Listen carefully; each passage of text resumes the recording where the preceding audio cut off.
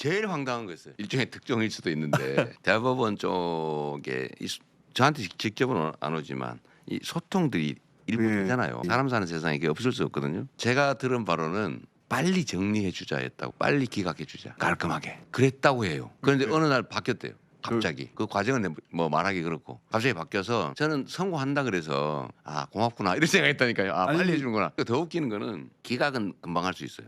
그래서 파기를 하려면 기록을 봐야 될 거 아니에요. 왜 바꾸는지 이유가 있어야 되잖아요. 핑계를 예를 들면 법률 판단이라서 쉽다라고 주장을 했는데 사실관계를 바꿨어요. 대법원은 법률 판단만 하게 돼 있어요. 사실 판단은 고등법원까지만. 저도 나름 법조인으로 먹고 산 지가 수십 년이잖아요. 그리고 정치도 꽤 오래 했고 정말 산전수전 다 겪었는데 이틀 만에 파기환송하는 거 보고 정말 황당무계했습니다.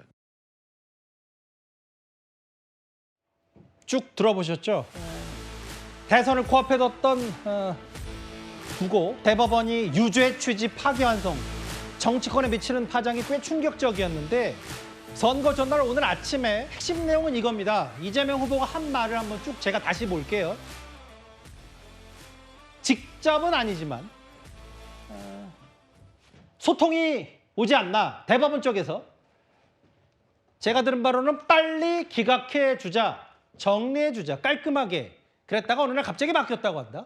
본인이 변호사로서 산전수전 다 겪었지만 파기환송은 가장 황당했다. 황당이라는 것보다 더 제가 눈에 띄는 건요, 이현정 의원님. 네. 빨리 기각해 주자, 깔끔하게 이거를 뭐 직접은 아니지만 간접적으로 들었다는 얘기네요. 그렇죠.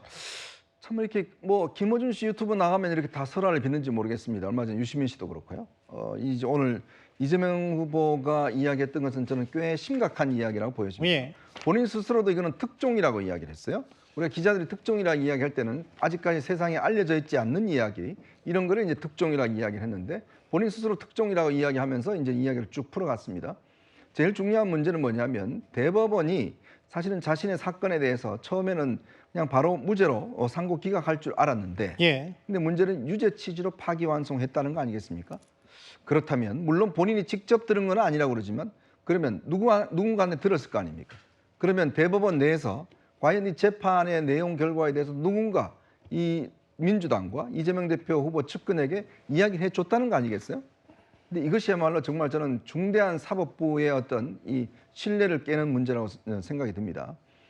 이 사실 지난번 이재명 후보가 경기도지사 시절에 당시에 이제 이 공직선거법 위반으로 2심에서 벌금 300만 원이 선고가 돼서 예. 사실상 이제 정치를 끝내야 되는 그런 위기가 있었는데 대법원에서 결국은 파기환송이 됐습니다. 무죄 취지로. 당시에 권순일 대법관이 이런 거를 주도했다라는 이야기 있고 권순일 전 대법관이 이제 김만배 씨와 연결이 있다. 이것 때문에 지금 수사를 계속 받고 있는 거 아니겠습니까? 예. 자, 그렇다면 이번에도 제2의 권순일이 있었나라는 의심을 할 수밖에 없는 거죠. 자, 과연 누가 대법관들 전원회의체에서 10대 2로 유죄가 선고가 됐습니다. 자, 그런 것을 누가 과연 이 이재명 대표 측근에게 물론 본인은 아니라고 하지만 예. 알려줬는가?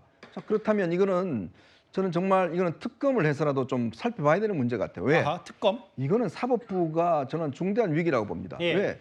정말 이 중요한 이 문제에 대한 정보를 누군가 사전에 유출했다고 그러면 예. 이건 아마 대법관들 중에서 유출하는 분이 있다고 그러면 이거는 굉장히 중대한 문제일 것이고 또 그럼 그동안 민주당과 계속적으로 뭔가 소통해 왔다는 거 아니겠습니까? 지금 이재명 후보가 본인이 소통이라는 이야기를 했어요. 예. 그렇다면 누가 도대체 이 사법부와 입법부가 누가 물밑에서 했던가?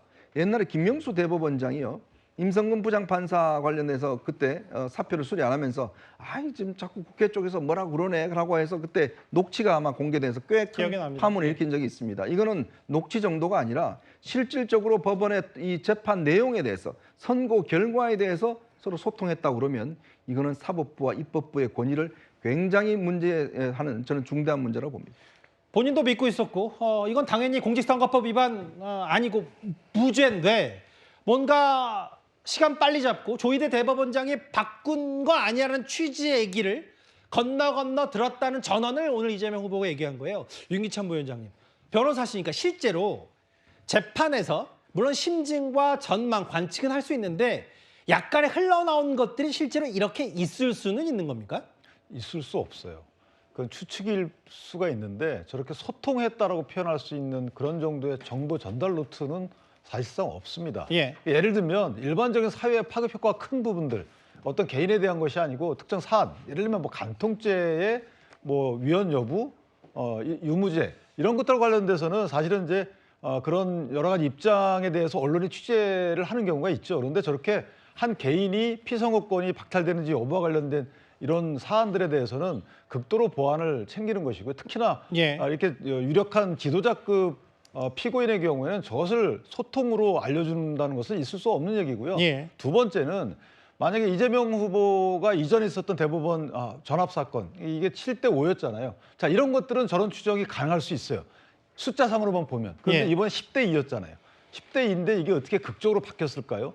예를 들면 5대 5에서 한 명만 어느 쪽으로 쓰게 되면 대법원장은 관례적으로 다수의견에 쪽으로 쓰게 되니까 5대 5에서 한 사람이 섰어요. 그럼 6대 5가 되죠. 이게 7대 5. 이런 경우에는 그런 경우의 수에 대해서는 밖에서 그렇게 평가할 여지가 있을 수 있겠죠. 그런데 10대 2로 난 전압 판결에 대해서 저렇게 얘기하신다는 것은 저는 처음에 부에서 나온 얘기일 수 있을 수 있죠. 이게 3월 28일 대법원으로 갔다가 4월 22일 날 이제 배당이 되잖아요, 주심이. 그 위에 바로 그날 이제 전압으로 올라가는데 예. 글쎄요, 부에서 누군가 저런 얘기를 했다. 그것도 굉장히 큰 문제고요. 알겠습니다. 예. 또 하나는 만약에 저런 얘기들이 돌았기 때문에 대법원장이 전압으로 올렸을 수도 있는 거고요. 다양한 해석을 주는 상당히 심각한 말씀이다, 개인적으로. 저 부분은 분명히 밝혀야 되는 이유가 뭐냐면 하나만 더 말씀드리면 예. 양승태 대법원장 시절에 상고법원 설치 관련돼서 민원이 있었잖아요. 예. 그것 관련돼서 정치권 내지 권력기관과 유착이 됐다 해서 사법농단이 시작된 거예요. 근데 이 부분도 지금 권력이 큰 분과 어떻게 보면 소통을 하고 있다. 알겠습니다. 그때와 예. 다름이 아니죠. 반론도 좀 차례를 들어볼 텐데 일단 오늘 국민의힘이 가만히 있을 이슈가 아니라고 판단했는지 모르겠지만 총공세를 퍼부었습니다. 대법원 누군가와 이재명 후보 혹은 민주당이 내통하고 있다고 주장했습니다. 이제는 대한민국 모든 권력을 다 장악하며 히틀러식 총통 독재를 펼치려고 하고 있습니다. 대법원, 대법관 협박에 셀프 방탄법 강행 예고 등 사법부도 자신의 발 아래 두겠다고 합니다. 대선 선거일 바로 직전인데 이재명 후보가 직접 대형 사고를 쳤습니다. 저희가 당장 의문이 들죠. 그럼 누구로부터 들었느냐? 대법원의 어느 대법관, 어느 판사로부터 그 내용을 누구를 통해서 전해 들었느냐? 이게 문제거든요. 사법부를 침탈하고 일종의 사법농단이 있었다는 것을 자백하는 꼴이거든요. 적어도 누구로부터 재판 결과를 미리 들었는지, 그 바뀌었다는 말은 어떤 경위로 어떻게 들었는지를 밝혀야 되고요. 차기 대통령이 16명을 자기 입맛대로 뽑아버리면 이 사법부의 결정을 어떻게 믿습니까? 사법부와 현재 내통하고 있는 그 판사들 혹은 그 관계자들 대법관 만들어주겠다고 증언하는 거 아니냐.